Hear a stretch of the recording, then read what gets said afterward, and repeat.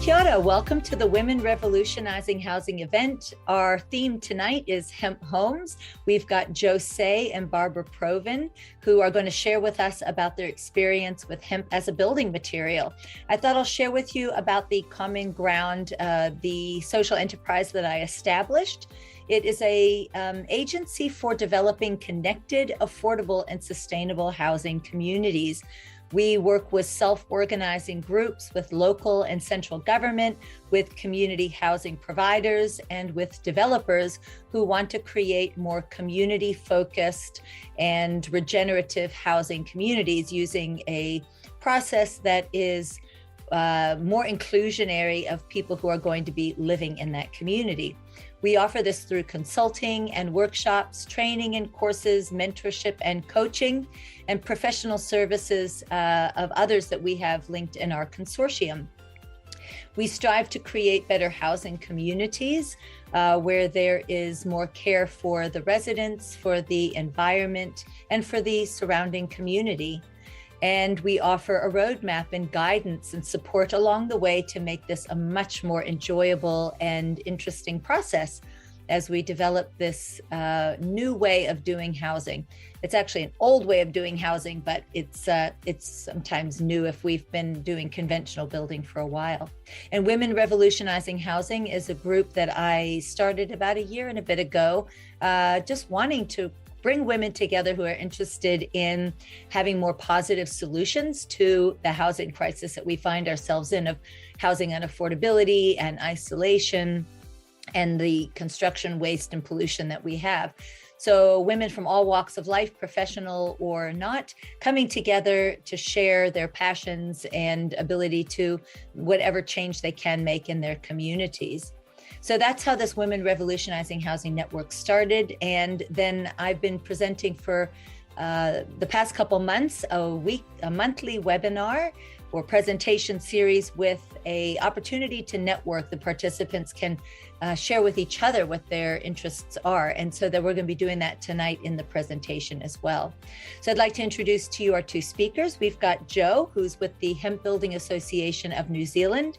She started that in 2019. She raises awareness about how hempcrete construction can help mitigate both the climate crisis and Aotearoa's housing crisis. She's developing New Zealand's first hempcrete subdivision in New Zealand. Barbara Proven is one of the first people in New Zealand to have her home built out of hempcrete. She'll be sharing her journey and the great home that she currently lives in. So please welcome these two ladies as well as all of our guests this evening. Now. Thanks, Jo.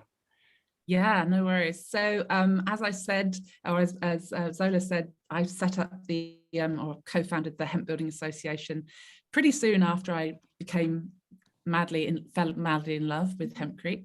And so this is the place to go, just in case you don't see it at the end. It's www.hba.nz is where you'll see all the information that will help you with your journey into the hempcrete world. So why am I passionate about hempcrete? Well, as we all know, it doesn't need me to tell you this, that we have a climate emergency on our hands. This was Japan a couple of years ago. This was Nelson 3 years ago. We all know that we have to do something pretty urgently to reduce our CO2 emissions. And the construction industry is, it says in Aotearoa it's about 20%. Globally, it's more like 35, 40%. So it's quite a significant amount of CO2 is created by the construction industry. So we actually have to start addressing this. And one of the biggest polluters is concrete. And concrete you can see being put together here, slab concrete buildings. We're all familiar with them going up. I mean, in Nelson here, they're just going up every other day. Is another slab concrete building going up. And it's a very big emitter of carbon dioxide. So here is a lady who has she's just read the New Zealand Building Code, or she's just heard about it, because it's a bit bonkers. We have a New Zealand Building Code which says that the external cladding on a house only has to last for 15, that's 15 years. And then it can fail, and then it can be ripped off, chugged along to the landfill, and another lot of cladding can be bought and put on the outside. And let's think about which major company, construction materials supplier in New Zealand, might be benefiting from this. It's quite crazy. And then the actual building code says that the actual structure of the house only has to last for 50 years. I think somebody's not got their thing on mute. If you're able to mute yourselves, that would be delightful. Thank you. And so having these leaky homes that we have in New Zealand, we've got 90,000 leaky homes, and that's going to cost, I think it's almost $50 billion, like not 50 million, but 50 billion. It's just like insane to fix. And we are still building leaky homes today, as I'm sure you're all aware of that. This is what can happen. This is what does happen when the frame of a house starts to take in water. It seeps right through into the actual interior, and whole major sections of the timber frame of a leaky house will just start to rot away. And it's heartbreaking. It's absolutely heartbreaking for people that they've bought a house and then they've got to take out another mortgage for 300, 400, 500 grand to reclad their house, which it's just a crime, and it's just such a massive issue in this country. So the rental houses that we have got, I'm sure that we've all lived in them. Generally, they can be quite cold, they can be quite damp, and it's generally either younger people or much older people that live in these rental properties. And in New Zealand, we do now have, like literally only 1-2 years ago, landlords have got to start putting insulation. There's quite a few ways for landlords to get out of it, but they do now have to start insulating their rental properties. But when I see these pink fiberglass bats that are made from formaldehyde and are highly toxic, this promotional picture makes me slightly nervous for that little girl. I'm sorry, I shouldn't be laughing. It's actually not a good thing. It's definitely not a good thing. Here's another little one. We've got some of the highest rates of bronchitis and asthma in the world, in the Western world, developed world, however one wants to refer to us. And that is because of our damp housing. We have 1/4 of Kiwis living in damp housing. It's much harder to heat a damp house. So now we're in winter, Matariki, we've got a lot of people who are miserable because of their cold, damp environments. And it's just heartbreaking because it has such an impact and an effect on mental health and physical health, as we can see here. But let's talk about something cheery, because here comes the hemp plant. Beautiful, beautiful, beautiful hemp plant. This is the solution. We have been legally allowed to grow industrial hemp in this country since, I think it's 2006. We have got people growing industrial hemp all over the country. What has happened in the last 6 or 7 months, which is super exciting, and which has a real impact on the growth of the hempcrete construction industry in this country, is the fact we've now got a decortication factory just opened in Christchurch, and that's just basically a posh word for processing, so decortication. And that's where the stalks of the industrial plant get put through this processor, and comes out the other end in these 2 commodity products. It comes out as bast fibers, which is the outside, and hurd, which is the inner part, which is what we actually build from. So this picture that you can see, this is in Canterbury. So there's a lot of industrial hemp being grown in the Canterbury region, and because the decortication factory is in Christchurch, I can only see that as growing. And I mean, I know another big, huge farm has recently started growing hemp. So yeah, so industrial hemp is being grown here. It is legal. Yes, there's a little bit of a jumping of hurdles and hoops etc., to go through, but it is possible. Next picture. Oh, look at this beautiful Hempcrete house. It's Barbara's house. I did help on this house for about a day or two, and it was fun. So Barbara's going to talk to you more about her house in a minute, and it's beautiful. This is a close-up, and in case you haven't seen it, this is Hempcrete up close, unplastered. And so Hempcrete consists of the hemp herd, which is what I just told you about, and you'll see a slide of that in a minute, but it gets mixed on site at the building site with a lime binder in a horizontal pan, and it then gets placed by hand into temporary shuttering. And you'll see that in a minute as well. This is a house up in Taranaki. I think this wasn't the first, I think it was the second or third house. It's lovely Matt and Melissa Lowe, and they built their house themselves. And on the outside there, you can see, I think people quite often think that a Hempcrete house is going to look like and I hope this isn't a derogatory term, a sort of hippie hobbit house. Not that there's anything wrong with that, but you don't have to have, you can have as smart and as modern an exterior as you want to, or as rustic house exterior as you want to. But these guys chose quite a modern, crisp look, and that's about the actual quality of the lime render that's on the outside of the house. So here's a picture of a Hempcrete bathroom, because hemp is used throughout the house. You can just see on the walls there that it's actually been left unrendered. And we'll see a picture in a minute as well where you can see the contrast, but you can actually have it unrendered, unplastered, even in a bathroom. You might be putting a water silica, a coat of or two of water glass, it's called, on the actual surface, just to sort of seal it, but that will be breathable. And here's a beautiful bedroom that's not been rendered. And here, this house is the second house in Wanaka, Keith Stubbs' house. And as you can see, this has been rendered. So you wouldn't look at this and think, oh, wow, that's been made from that Hempcrete stuff.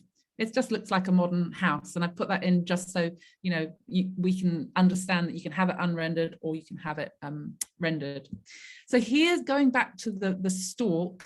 You can see here lovely kind of woven net mesh on the outside, which is the bast fibers. Bast fibers of the industrial hemp plant, you can make anything from, literally anything. Aeroplanes, surfboards, paper, textiles, clothing, anything. The inner section that you can see there kind of almost looks like a deconstructed long cigarette, doesn't it? But that inner part is the hurd, H-U-R-D. Sometimes it's called shiv, S-H-I-V, but generally we refer to it as hurd, which is H-U-R-D. So that's what is going through the machine, the decorticator, and it comes out the herds looking like this. Hopefully you can't see that watermark of the stock photography company that I lifted that from. So that's herd, that's what gets delivered to our building site. Here is a Hempcrete house that's awaiting its rendering on the outside. Now, this is about 150 square meters of house, and that would require, just so you kind of get a ballpark figure, probably about 3 acres of hemp. So so you get a ballpark figure that if you've got 3 acres of land, you could grow your hemp in 4 months, get it decorticated, and then build your house from that herd. And I think this is one of the really exciting things that I love talking to people about, is this idea that whether it's iwi or Pakeha land, basically, if we've got access to land and we're in need of housing, Hempcrete is a perfect model, because the hemp can literally be grown on the land and it can then be used to build or to retrofit a house. So there's lots of exciting things in terms of rural regenerative models that are actually really viable for our country. Here you can see the shuttering system. So I'm just going to get a little bit into the nitty gritty of how to build a hempcrete house.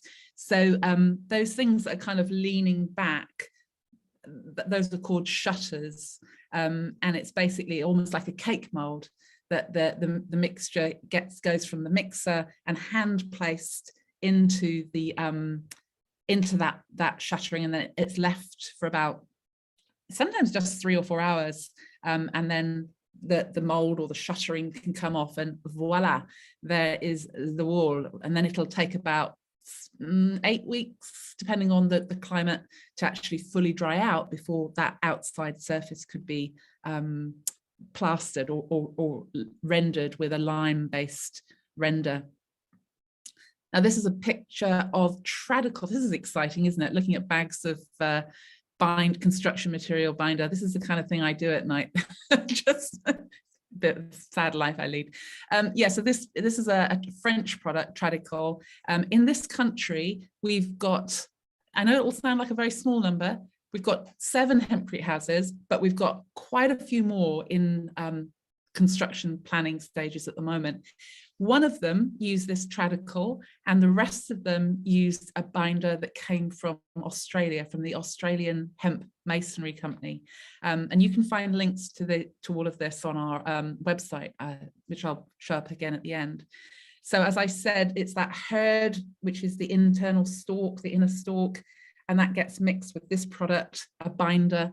And the really exciting news is that we are now in the R&D stages of getting a New Zealand binder, and that's actually happening right now. It's very exciting. There's 2, almost 3 groups. I say almost because I'm not quite sure about the third one. There's definitely 2 groups who are, who are really serious about this, and we're in the R&D stages. So it won't be long before there's a New Zealand binder, which is from lime and other ingredients, and that's what actually makes the sets the hemp hurd.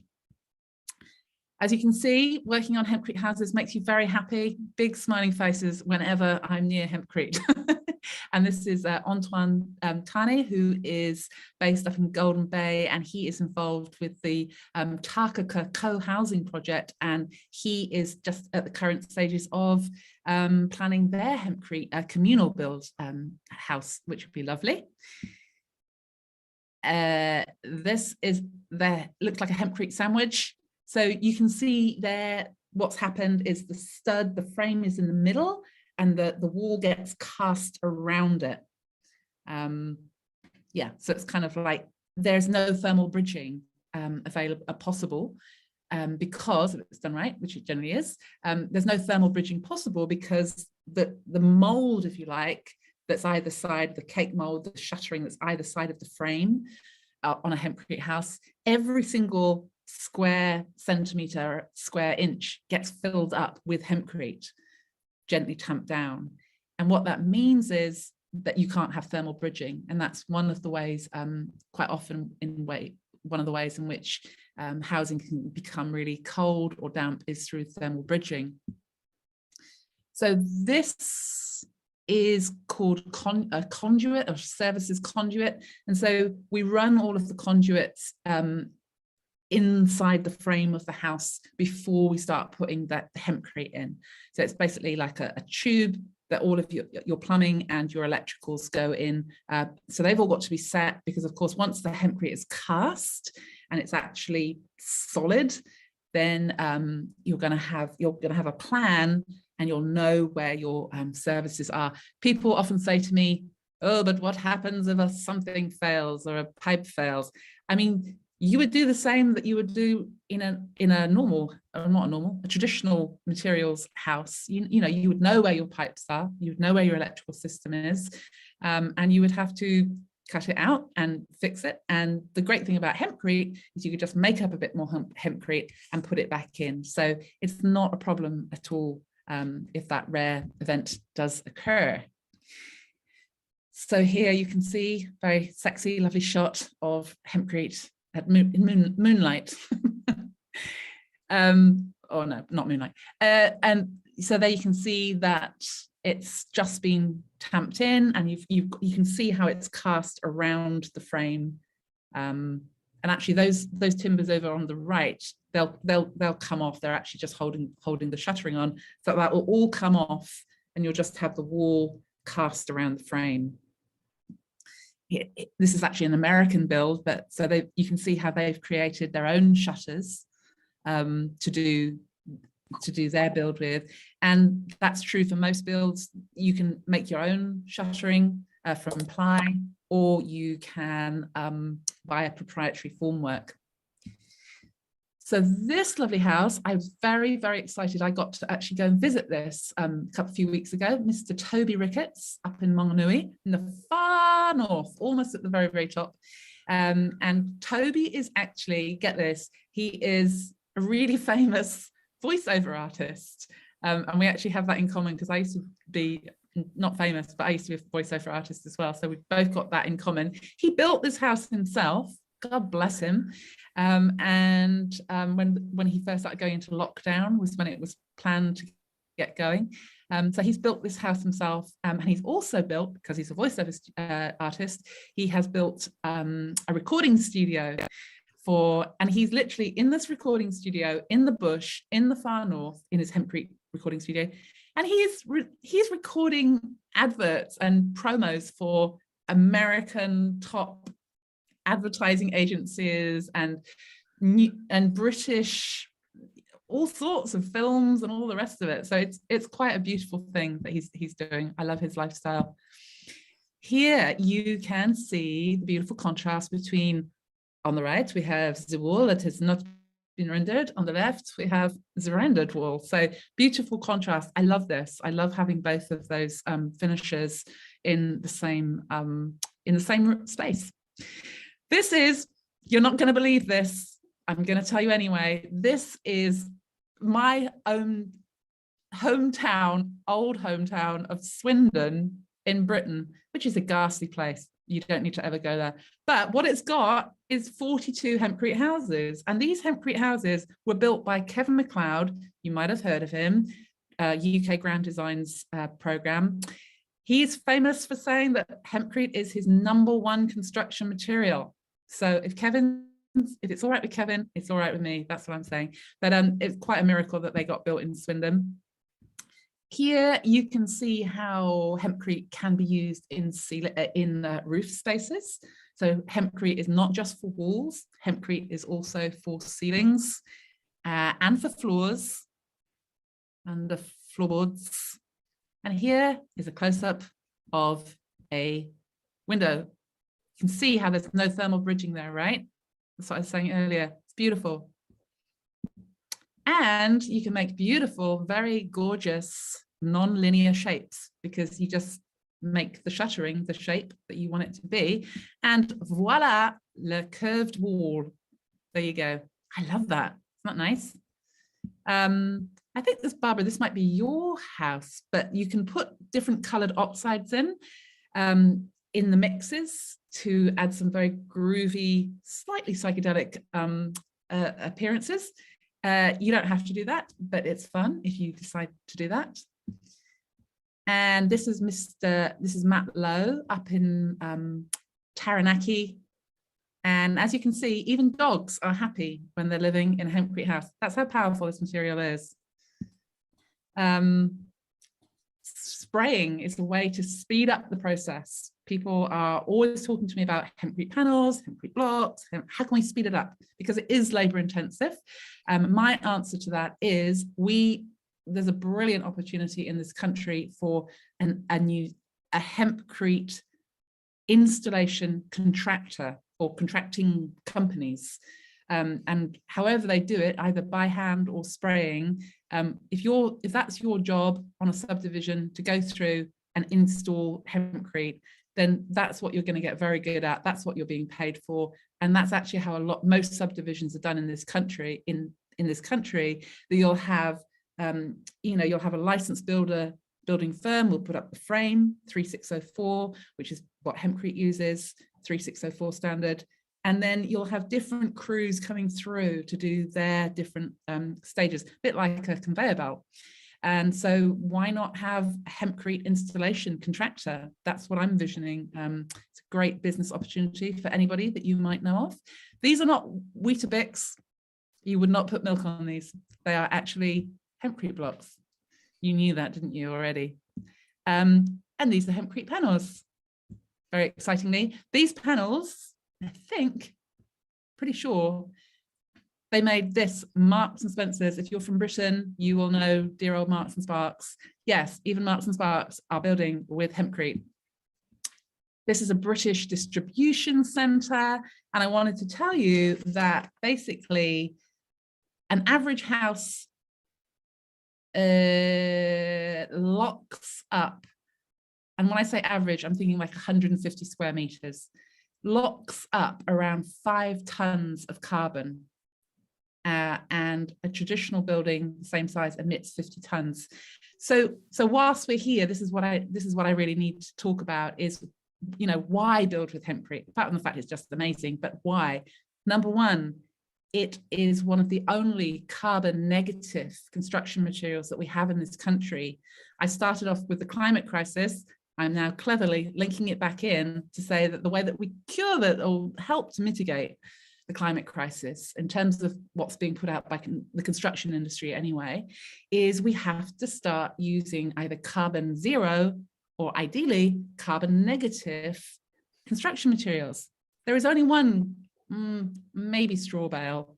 I'm going to say I can't really comment on that. But what I can tell you is that Hempcrete is a carbon negative building material, which means that every Hempcrete house is literally a carbon sink. So as I just said, an average house will lock up, made from Hempcrete, will sequester, lock up around 5 tons of carbon, as opposed to a house made from traditional building materials that would emit or give off 50 tons. So locking away 5 tons or giving out 50 tons. It's massive, right? You can see how if we were building every house in this country, which is what my vision is, if we were building every single new house in this country from Hempcrete, and each Hempcrete house is locking away 5 tons of carbon, that would be locking away a huge amount of carbon in a very short amount of time, which is why I'm passionate about it. It has a high R value. So it's a 300 mil thick wall will give you an R value of about 4.25. And although they've just made changes to the building code, that would still exceed what the building code is requiring. It's also got really good thermal mass performance. And what that means is that you've got a combination of an R value and thermal mass together dynamically, basically giving you a passive house performance. So people get very excited, or some people are getting excited about passive house. And as I heard Alex Sparrow from the UK say on a podcast recently, do you want that passive house certificate, or are you more interested in just having a passive house performance? Because if you build your house from Hempcrete, you are going to have a passive house performance. High R value, high thermal mass performance together is creating virtually a very, very stable internal temperature, pretty much no need for heating or cooling. So that's why you're going to have minimal, you've got minimal embodied carbon because of the fact that the Hempcrete is sequestering carbon, and then it continues to sequester carbon even when it's mixed in its with its the lime binder, not indefinitely, but it's basically sequestering. Let me see, this 1 cubic meter of Hempcrete, I've written this down, sequesters 100 kilograms of carbon. So it's locking that carbon away. Really important, we talked about, I talked about the dampness of a quarter of our houses in this country. Hempcrete is a very rare capacity for natural hygroscopic regulation. And what that means is a Hempcrete house, we might put a breathable render on the inside, sure, but because it's got that vapor permeability, what it means is when the humidity level rises in the house, the moisture can be absorbed into the walls, and then it gets released when the humidity level drops. So what that means is we've literally got a breathing house. It's the healthiest, most sustainable, most environmentally friendly building material that you can possibly build with. And that's why I'm excited about it. It's also completely non-flammable. You cannot set fire to it. I'm sure you've seen the videos where people are trying to set fire to hempcrete. It's impossible. And if you think about the tragedies that we've had in London and elsewhere, bushfires, of people's lives being lost because of being clad with flammable products. Yes, in London, they're finding more and more towers that have been clad with flammable cladding because it was slightly cheaper than using a non-flammable cladding. Crazy but true, folks. Yeah, so you can't set fire to hempcrete. It's got a really good acoustic quality. It's 1/6 the weight of concrete. And yes, it is compliant with the New Zealand Building Code. So if you wanted to build a house from hempcrete tomorrow, you would get your code, your certificate of code of compliance at the end of it. Here's a beautiful house in Australia. This won a national award for greenness, energy efficiency about 2 or 3 years ago. This is the interior of Toby's house, which I showed you earlier. It's got such a lovely vibe, hasn't it? So gorgeous. Not as lovely as Barbara's house, obviously. And this beautiful apartment building in Puglia, Italy. Have a guess what it's made from? Yes, you guessed it right. It's made from hempcrete. And that whole apartment building was built by this little fella here, very, very advanced for his age. So yeah, this is my land in Nelson, or a shot of my land in Nelson, and I am going to be building or selling sections to people who want to build with hempcrete, and I'm very, very committed to only selling those sections to people that want to build with hempcrete. So there you go. That's us. If you want to check out the hba.nz website, lots of cool and beautiful pictures there. And we've got a Facebook group. If you search for Hemp Builders Association of New Zealand, you will find us. That's me. I'm done. Oh, thank you so much, Jo. And you're so entertaining and had a lot of good laughs in your presentation as well. From serious, you had us feeling morose in the beginning, and now I think we're all feeling joyful, hopeful, excited. I know I am. And yeah, this is a really wonderful news. And it comes at good time, as you were saying, when this processing plant is in Christchurch. This is a great time for us all to know about it and then really seek it out, you know, what is possible for each of us. So thank you so much, Jo. Next, we have Barbara, and Barbara is a dweller of in a hemp home, a builder, as a designer builder. I'm very interested to hear Barbara's story. I did have links to a news article and a little video that was made. Some of you maybe didn't get a chance to see that, so I'll put those in the links after the presentation. But we'll hear from Barbara directly this evening about how it was for her to design, build, and live in this hemp home. So Barbara, welcome. Yeah. Hello, can you hear me? I wasn't sure if I was on mute or not. No, we can hear you wonderfully. I was wondering, Barbara, what inspired you first? Like, what was it? When was the first time you realized that you wanted to build out of hemp? Well, it really became obvious when I found my builders. Actually, I always wanted to build a breathable home, and I had looked at straw bale and rammed earth, and then I met my boys, the Urquhart Construction, who had been to Australia and had been to the workshop and were very passionate about hempcrete and wanting to get started here. And so, of course, then I had to research all of that because I'd never built a home before myself, and talked it through with them and decided, let's do it.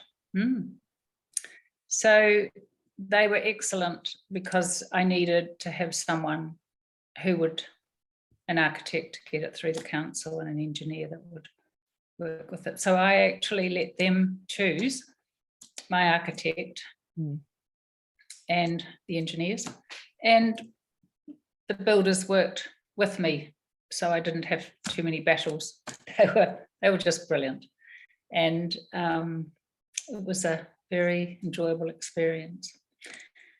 I knew exactly what I wanted in the home, because I wanted to build a bed and breakfast within my home. So it's just a 3-bedroom home, 120 square meters on the inside and 130 externally. So you lose that space with your lovely thick walls. And so it was about a 12-month process from the start to moving in. The build was an 8-month process. Should have been 6 months, but with the weather, we was late starting. So because I hadn't got title for the section, and so we lost 2 months because of the weather, because you need the right temperature to be putting the hempcrete, mixing the hempcrete, and for it to dry. Yeah. And had you been in any hempcrete buildings before that, or did you just either see photos, videos, or other stories that helped to convince you that it was the best material for you? Yes, we need to get more information out there to people, because I didn't find it too difficult. There's plenty, when you Google it, you can find it's a very old way of building. Goes back centuries. But in New Zealand, it's not so popular because there aren't the people here. As Joe said, we need some more people to be learning how to build in hempcrete, to be passionate. So my hemp shreeve and binder had to come from Australia, sadly, but that was the only way we could get it started here. So we did that. And of course, now we have Canterbury growing and shredding the hemp, and it's happening. So exciting. So have you found yourself to be a bit of an advocate, a voice for hemp as a building material? Yes, my bed and breakfast is called Hemp on the Heights because I'm in the Heights. And so a lot of people do come to experience staying in a hempcrete home. And I'm not really a promotion person. So of course I love talking about hempcrete and inviting people to my home. My builders send people to me, and they have a look around and get the feel of the house and talk to me. And so it's nice to be a part of it. Yeah, I watched the video, and the man said that it was about 20%, maybe 10% to 20% more in cost than if they had built using maybe the pink bats or something. Do you know why? If hemp is a fairly affordable plant to grow, I know it doesn't use a lot of water and can grow fairly big fairly quickly. What would have added to that cost, do you think? Well, I've got a handmade home. So it's maybe in the labor. So it's less of a materials cost than it is actually to put up a pink bat takes a certain amount of time, but to tamp the hemp into those forms maybe takes a little bit longer. I guess I didn't do that ratio. We just worked out a price, really. But I have recessed pelmets in the walls, and I have a beautiful plaster on the inside and the outside of the home, and there was just so much care taken when you build a home in that way, and you can feel it in the house. It's a lovely feeling in here. Oh, that's fantastic. Are you zooming in from, you're in your hemp home at the moment? Yes, I'm here. Yeah. The acoustics are amazing. They're better if you don't put the plaster on the inside. The acoustics were much more acute, or noticeable. It was really noticeable when you walked in here that the sound was deadened, you know, it was quite different. And then they plastered it and it did change a little bit. So yeah, the sound room I think isn't plastered, is it, Joe? Is it Toby's sound studio? He hasn't plastered that. He hasn't plastered it. Yeah, I've heard that before, that before the render, it's such a soft deadened sound. And I haven't any carpet in the house, so I chose not to. I've got a timber floor, but it is on a concrete slab. I would have loved to have had a hempcrete slab, but I think it was because it was the first in the South Island, was just to get it through council. We sort of had to do what we could, and also I was on a budget, so I was trying to do it as well as I could to get the effect without costing too much, I guess. But I'm very happy with everything I have in here. I chose to have all my plumbing on the external walls, and that just because I'm in Central Otago with frosts and pipes and things like that. And my builders said the second home, they had the pipes on the external walls, and it was more fiddly, and you know, took more time to do it that way. So I just chose to have all the plumbing on the internal walls, and just some wiring on the external.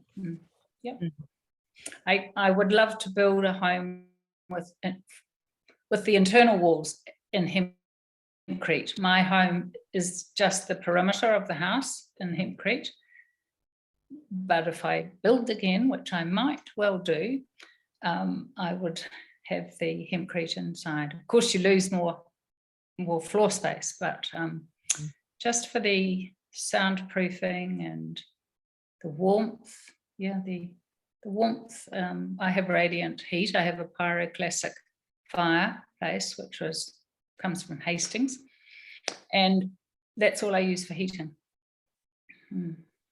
Wow, that's really helpful to have your your sense of well-being in that home as a great you're a great spokesperson for the material, and the fact that, you know, we could just hire a company now to be able to do it. Although I like the picture that you had, Joe, of that little boy, because it does actually show that it is a more novice material, perhaps, because that tamping, I believe, if you have a few experts who, you know, get the form right, you could maybe bring in child labor or family labor or friend labor to be able to do that tamping part. Maybe that could save on the cost. Maybe if that's where that cost difference is, then it could be a more participatory build process for those who like that kind of thing. Yeah, absolutely. I think particularly in the Maori worldview, having whānau coming in and helping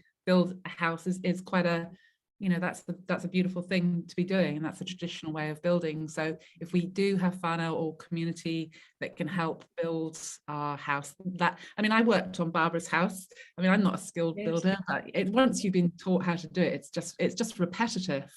So it's not, but you've got your licensed builder to do all of that, you know, that sort of framing and all of the technical stuff. But the actual just getting the hemp from the pan mixer into the shuttering, I mean, anybody can do it, and it's very benign. I kind of like the idea of the revolution of everybody being able to participate either in their own home or a friend or neighbor's home, because we've really lost that in a lot of traditional or indigenous cultures. There is participation, and I think we all a little bit long for that Amish barn raising kind of activity where it looks like it's the whole community pulling together. And I think there's a lot of longing for that sense of wanting to be a part of our own dwelling or helping others to create their own dwelling. And I think Hempcrete is a beautiful opportunity for us to be able to have that.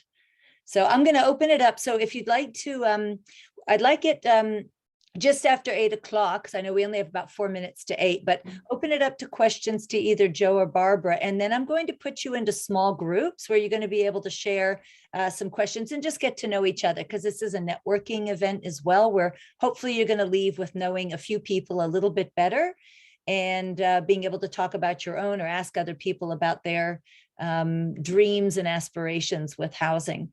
So let's go to the questions first. Unmute yourself and go ahead and ask a question. I have a question about the industrialization of hempcrete and the farming that is involved with that. So I see that not many people build at the moment with hemp, but imagine our country starts to build in, let's say, 50% with hemp. So how much would that mean to actually farming hemp and to our problem with farming that we have at the moment? So are you asking about how the transition would be made to start? No, I just see farming is at the moment a huge problem, like the factory farming, right?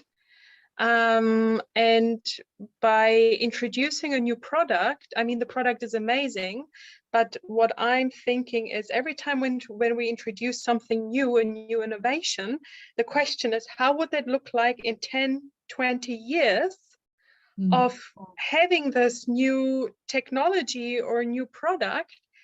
Is there a thought of that? Does that maybe create another issue? And the only issue that I can identify right now is the issue with farming that we have anyways at the moment. So if we, you know what I mean? I would love every farmer in this country to start, you know, growing hemp on their land if it's feasible, like in terms of the terrain. We need to start growing hemp for carbon sequestration instead of pine forest. So we have a lot of, you know, carbon credits and that carbon offsetting being done through planting pine forests. If we were planting hemp, if your average dairy farmer started to just do 10% of their operation and started growing hemp, that would be fantastic. That would be such a great step forward. And there's I mean, small, but there are examples now of farming families that have traditionally been farming dairy who are actually choosing to now grow hemp. Some like 100%, but there are other farmers who are choosing, particularly now the decortication factory is up and running in Christchurch, so they can grow hemp and use the seed, and they can decorticate the stalk as well. So it's far more attractive now, whereas before the decortication plant, it was quite a limited revenue that could be given through the harvesting of the seed. But I think now that the demand, now we've got there's a whole ecology, and the decortication factory was a big part of that. But we've now got to drive up the PR and the awareness of why we should be building with hemp, which is why I'm doing the work that I do voluntarily to promote it. And I think once people become aware of it, then the demand is there, and then they will be going to farmers and saying, why aren't you growing hemp? We've got hundreds of people growing hemp in this country already. Maybe Nigel can explain. He had a comment of diversification of farming is required. What does that mean? I think what I just said about like if you're just exclusively doing dairy, if you then start to bring in other things, I presume that's what diversification means right there, that it can then it can help. Is that what you meant, Nigel? Exactly. Thank you, Joe. Yeah, and there was another question about any idea of the number of hectares of hemp that's grown in Aotearoa? Oh, I had all these numbers at hand, and you didn't ask me the numbers that I had at hand. I don't know. You'd have to communicate. You'd have to contact the NZHIA, which is, if you haven't come across that yet, nzhia.com. I'm just putting those in the chat. The New Zealand Hemp Industries Association, they're the sort of umbrella association that's kind of overseeing and helping to evolve our industries in this country. And as I put up earlier, the hba.nz is specifically for housing and construction, but those guys, NZHIA, they would know that. Yeah, it's a great website. There's so much on it, and I'm hoping, to promote that website as well, because people can see then all the different ways that hemp can be used, and the professionalism that's, we're taking on in this country for that. Any other, were your hemp materials and lime imported, Barbara? Your hemp materials? Yes, they had to be imported because Even we the didn't hemp have the itself? facility. Yes, the hemp shreeve had to come in from Australia. But do you think now, if it was to be done now, could it be bought locally? Yes, the third house in Wanaka has been built, and it has been it's made out of New Zealand hemp, which is fantastic. Yay. Finally. I know Jo, because I was joking with her about the piece of land that she showed is just here in central Nelson. And I was saying, oh, why don't you get a hemp, field growing first, and then you harvest all of that and then turn it into the houses. I was like, such a great idea, right? And she's like, no, there's so many regulations around building with hemp still. Unfortunately, it has a terrible stigma, which we need to also get throw away, because it's a shame that where people would like to build with hemp, they actually, if it's anywhere around other people, there's a regulation, I believe, of a certain amount of space or invisibility there has to be for this crop. Yes, we must not allow children to see a plant growing. It could irreparably damage them just even by looking at a photograph of it growing. It's very, very dangerous. Obviously complete nonsense, but there you go. It is what it is. Mr. Nigel, do you want to ask a question? Your hand is up. Yeah, sir. I got plenty of questions, but there's more women than men in this group. They should ask the questions first. It's about revolutionizing, isn't it? We say gentlemen first in this forum. Yeah. Go ahead, Nigel. Go you. Oh, I think you're on mute. Yeah, you're on mute. Sorry.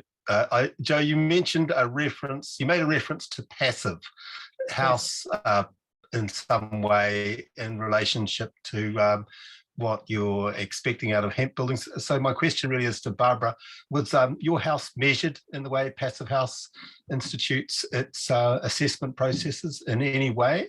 And do you know the results of that assessment, if there was any? For example, what its energy use might be expected to be in the design stage? No. We were given what was I given? They put moisture meters in, and there was a possibility of it being connected to somewhere in Christchurch. I can't remember now. University, I think. Ara, maybe. Yeah. But it was a little bit late in the building stage to do that. I haven't had any tests, or there's been no performance tests.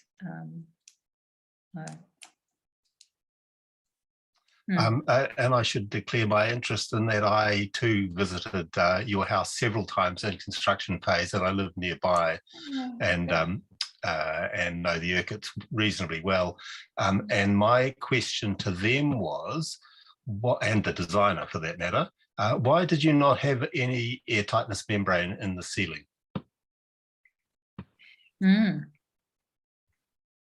I don't know the answer to that. Did they give you an answer? They said you were cost cutting. Well, I don't know that I was offered it. I thought as much. Obviously, I don't know enough to ask that question, and I let them build the home, and because they were the builders, basically. So they made most of the decisions. I made the choice to build in Hempcrete. The performance is amazing, the warmth in here. Of course, you'll know then that I've got the veranda on the north, so it keeps it cool in the summer. So the design of the home is a big part of that. But like yesterday, I went out and I touched the outside of the house, and it was hot. It was very warm. And I was quite surprised actually, and the internal walls certainly hold the heat from the radiant heat. But Nigel, we are going to be doing some testing, not necessarily to go down the passive house route, but as we do the R&D on the New Zealand binder, we're definitely doing that R&D testing, but thermal comfort testing and hygroscopic performance. So we're doing that. I was just going to answer just speak to Beatrice's question on any hemp panel manufacturers you know in NZ or Oz. Definitely not in NZ, but people do get very excited about Hempcrete panels. People get very excited about Hempcrete panels and very excited about Hempcrete blocks, and that's cool. In our Facebook page, there is a Dutch company called Dun Agro that is just about to open up a SIP panel, Hempcrete SIP panel facility in America. That they've built 65 plus houses in Holland using prefabricated panels.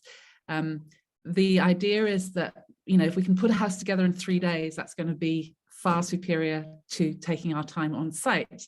And there will be pluses to putting it together in 3 days, and there will be minuses to putting it together in 3 days. So, you know, I think the labor intensity of Hempcrete is kind of seen as a barrier for us scaling up the industry. I am open to the idea of Hempcrete panels, but I do know of a Hempcrete panel company that is using a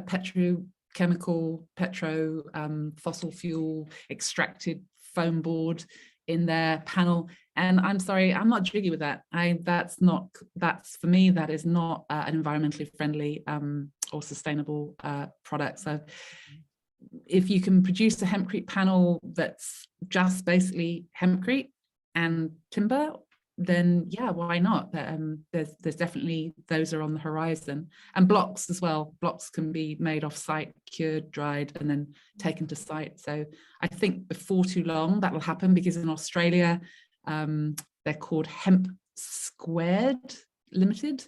They just won an award like 2 or 3 days ago in Australia for their Hempcrete blocks. So you know, I would imagine in 5 years' time in this country we will have probably panels and blocks, because I speak to quite a few people that want to do this. So yeah, I think they're on their way, but they're not available at the moment.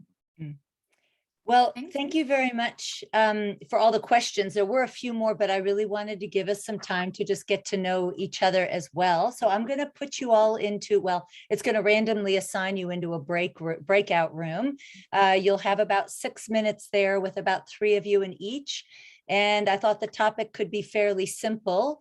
What was it that brought you here? What inspired you about, whether it be the Women Revolutionizing Housing group, or whether it be the topic? Just talk about your interest in, you know, what brought you here and what's your interest in housing overall. So I'm going to put this, so it's simple like that. If you can't remember what I said, once you get into your breakout room, talk about what, you know, what is alive in you at this moment. Keep it really simple. So just choose that you're going to join the randomly assigned breakout room, and then you'll get a minute saying, okay, we're going to wrap it all up, and then we'll come back, and then I'll do one more. So you'll get a chance to meet a few more people, and then we'll just have a concluding statement of and say thank you and goodbye. So, okay, ready?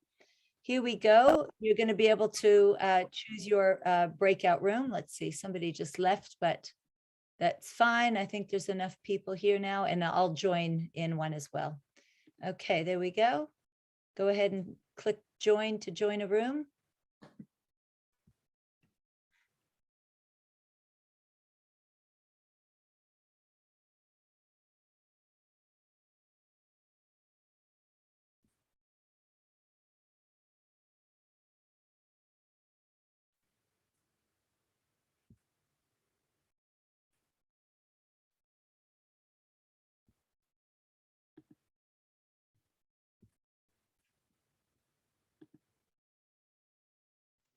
Here we go. Zola has joined us. Zola did.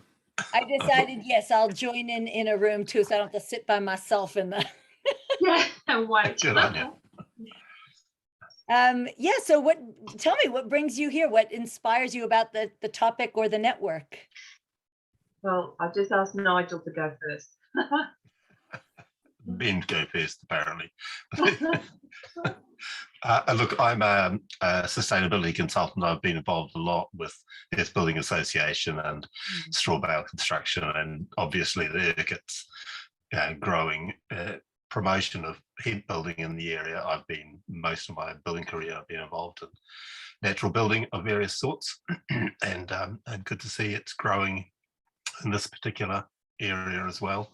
And in my days as a builder, employed quite a few women, which is always a pleasant experience in building companies. And the scale of work that hemp involves, it can be, as pointed out, can be done by anyone. And I figure that this is a really good way to engage with more people and more women in the industry in a way that produces better houses, which is what it's all about as far as I'm concerned.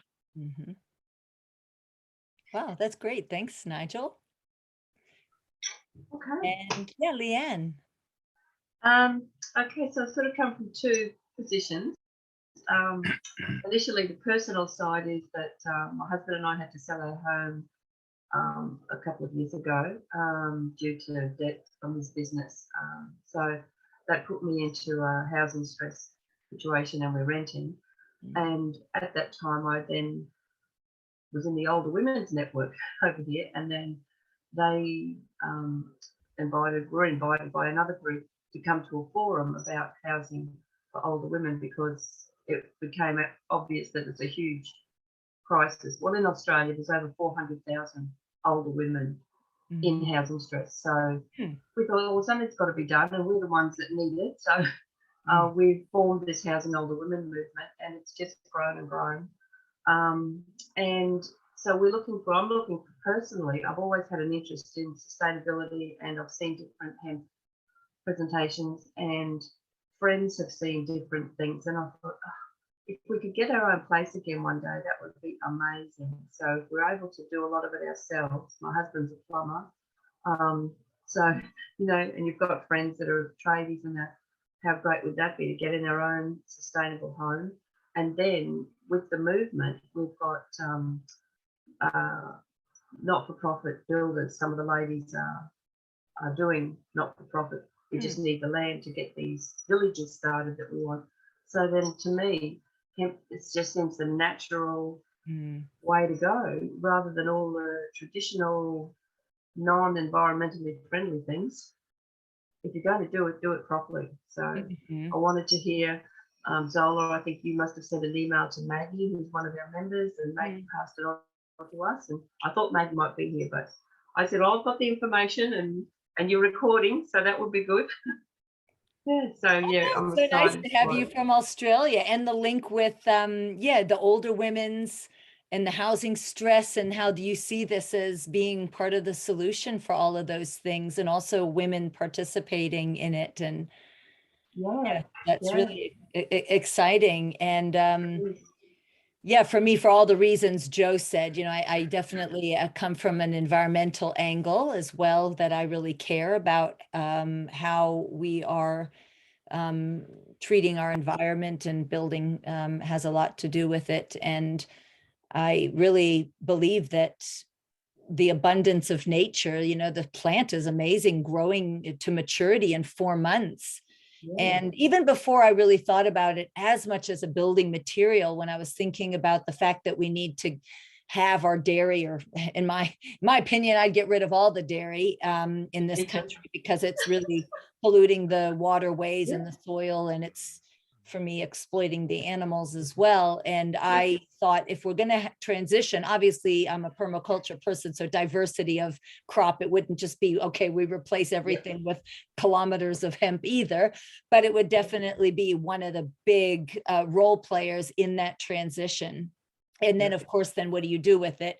It's so many different things, and, could replace the milk. That's the really cool thing. It's like, as one replaces the dairy, it then provides so much more. Rather than producing a milk product that's shipped overseas to China, we end up with our own our own milks from hemp, our own building material, our own clothing, and so much more. So I just thought, yeah, I really want to help to promote it as well. And I am also big into like telling people where their money is invested. I'm like, I ask people the question, do you know where your KiwiSaver funds are going?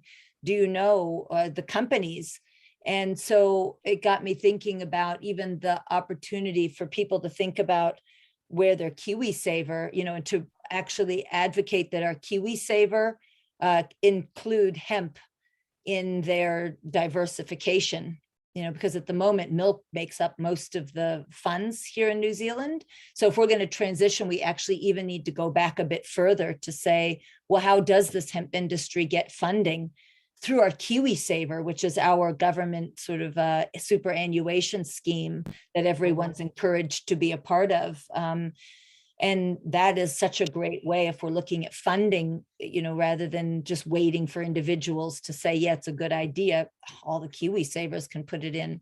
So yeah, there's so many different angles that I think. And I do believe that the revolutionizing housing is that we need to just, you know, speak up and all become spokespersons, that when we come to a presentation like tonight and we hear about it, then we can start talking with our, you know, next conversation we have. Did you realize, did you know? Oh, it's so cool. I saw these images. Yeah, and that's how we revolutionize. It's not, you know, I think marching in the streets is not going to be as effective as these kitchen table conversations we're going to have about the topic. And then, yeah, if we can participate ourselves in the building, that would be wonderful. So I'm going to call this group, I'm going to leave, I don't know if I need to leave the room. Let me see breakout rooms. I'm going to broadcast. I think if I close all rooms, it gives us 1 minute each to wrap up, and then, yeah, close all rooms. Everybody gets 60 seconds, and then we'll do one more room so everybody can meet another set of folks. So anything else that you would like to add to our conversation before we end? Have you heard of like 3D printing of houses? I saw a video the other day, and it just came to mind that the Hempcrete could be used in the 3D printer to do the house, and it's built so quickly. And I thought this would be revolutionary. Yeah. Just another thing, though. Leanne, can I recommend you also have a wee look at the co-housing movement? A great way of hooking up with other people with, you know, like-minded interests. Yeah, a lot of the ladies in the Housing Older Women movement have been in co-housing. So, oh yeah. Okay, folks. Well, I'm going to send you off to one more group so you get a chance to meet another 3 or 4 people. So please stay with us. And so let me see, open all rooms. I'm going to recreate us all into some breakout rooms. Let me see, did we lose anybody? We've got 1, 2, 3, 4, 5. Yep, I'll do 5 rooms. And then, so the topic will be, you can either come up with your own topic, or it can be something to the effect of, in terms of your own housing or your participation in housing, what do you see as the next step for you? How you're going to either be involved in somebody else building their home, how you might look around and find what's going on in your area to be active, or even in your own housing situation, how you might be able to be active in some way. So, okay, I'm going to open all the rooms now. Go ahead and join and start your conversations.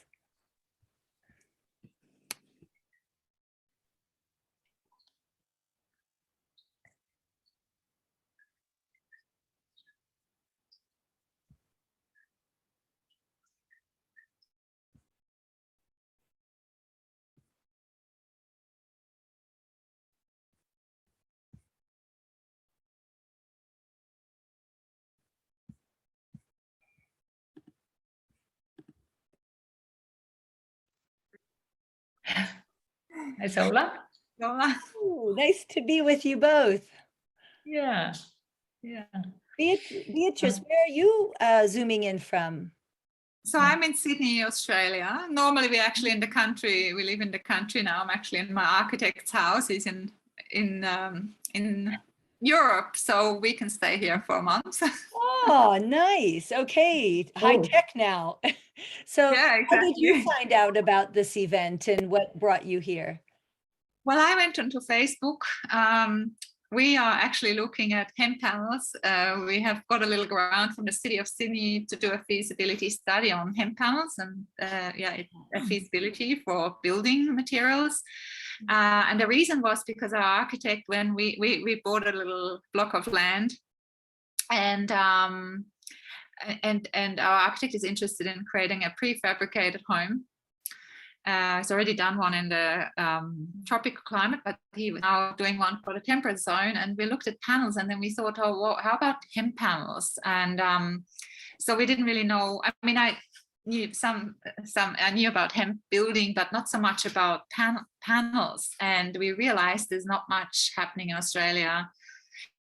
And so we've been doing research on that. Yeah. Did you say you got a grant to do the research? Yes, for a feasibility study, and we have a very tight deadline now. We've been busy doing so many other things.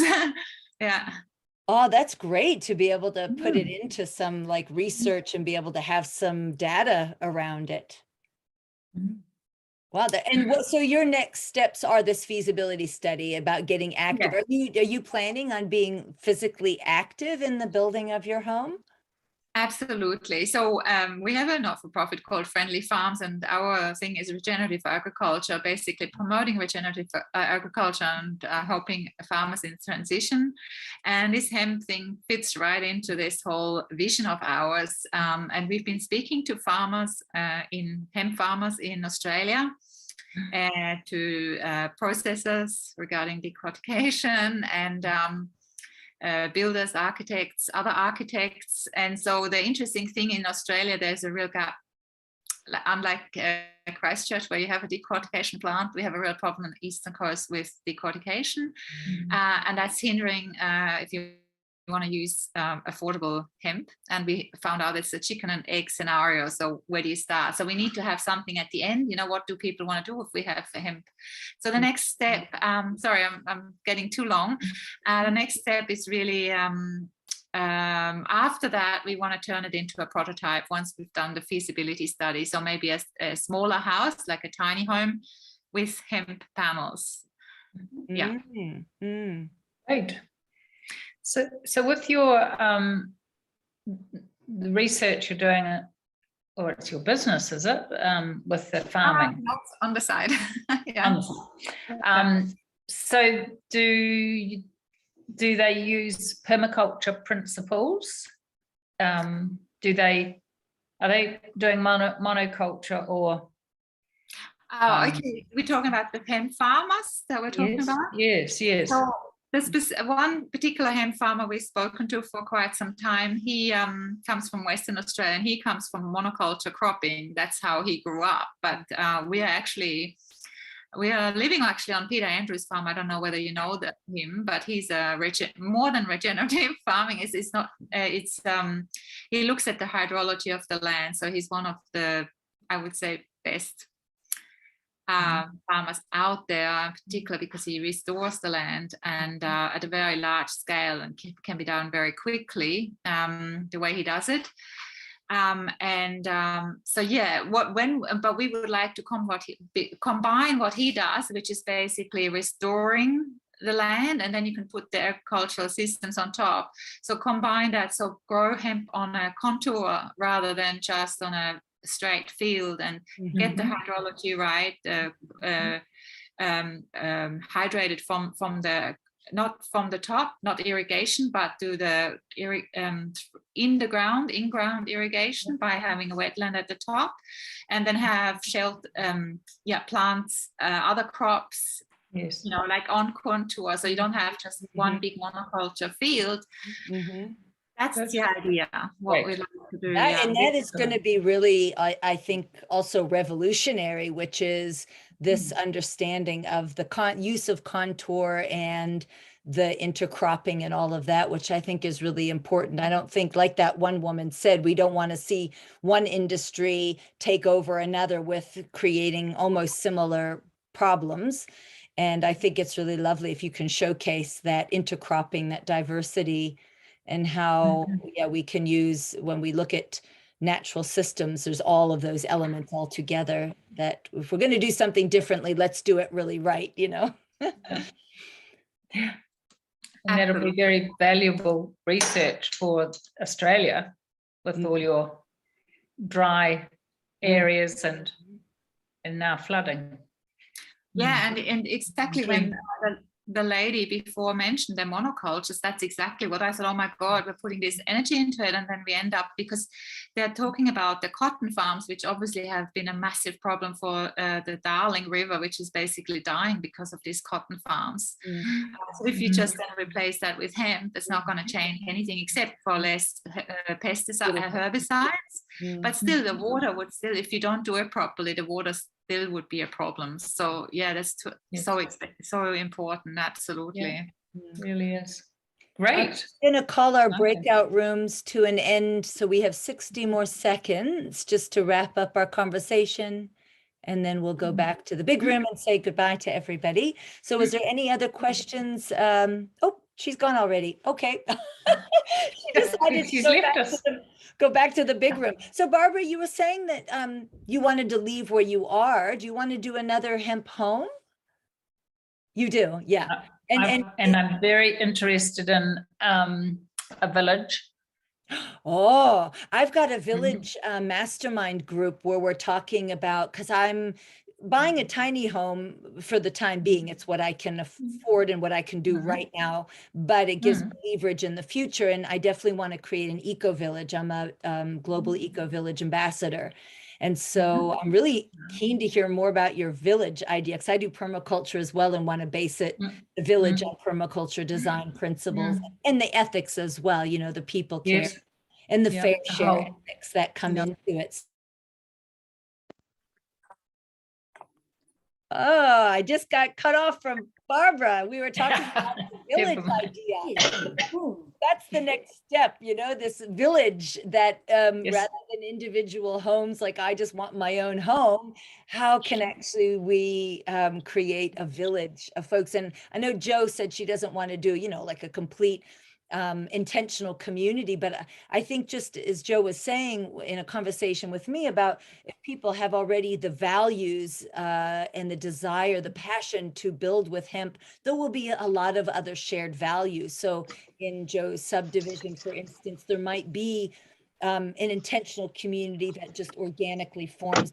There's such a value base there, and I would love to have another, more conversation around that village idea, because I think a lot of people, you know, really want to figure out how we can have that more connected way of living. So talking about that, I'll be sending out a survey afterward, which asks you to just give some feedback on today. And really what it's meant to do is capture your ideas for going forward. So I've got a bunch of topics that you could choose from, like what are most interesting to you, so that I can get a guest speaker or 2 or 3 on the topic and then invite them for the next presentation. And then if you've got another topic not on that list, please include it anyway. My one sadness about today was that I found a Maori women's group called Hinemaya, who are a hemp growing and building group of women somewhere, I think, on the North Island. And they didn't have a website. They only had a Facebook page. And I messaged them, and I didn't end up getting a hold of them before our presentation today. So if I can find any information from them, then I'll share it through the network if you're interested to see what I think is a very interesting Maori, you know, maybe it's an industrial or business, you know, take on this hemp. And so, yeah, I'll I know their details. Oh, do you? I know them, yeah. Well, I know Rana, who was in the group, and then she left, so I can put you in contact with her if you'd like, and then onto to the women. I don't know if they are still growing. They certainly had that as an intention to grow and to build with it. But Terana is definitely pushing with that with her iwi tuhoi, and they're aiming to get a decortication area machine set up, plant set up for that area up there near Whakatane. Wow, that's fantastic. Well, that's great. Yeah, I'd love to still carry on finding people who are doing it. And so if you are already on this list, which you are, I'll add you into the database to be able to be alerted of the next event next month. But please do give me your input into what you would like, because I want to offer what people are interested in and to keep having these opportunities to network with each other. So any last words from anyone before I call us to a close this evening? Just another great call. Thank you, Zola, very much. Well, thank you all. Thanks for your work. Oh, I'm on mute. No, you were fine. We could hear you. Now you're on mute. Hold on. You've put your Pamela, you put yourself on mute. You were fine. Unmute. Is that right? You can hear me now? Yeah. I wanted to thank you, Zola, for all of your work. I've followed you for many, many years, and I'll be in touch shortly about a project that's happening down here that we could use your wisdom. Yeah. Oh, thank you so much. Thank you. Thank you, Pamela. Well, thank you all for showing up very much. I appreciate all the wisdom that you brought today and that you will take back with you to your communities and your homes. So wishing you all well, and keep your eye open for that retreat as well, because I'd love to see you in person and be able to spend some time getting to know you in real life. So lovely all. Have a great evening. Thanks, Zola. Yeah, bye. Bye.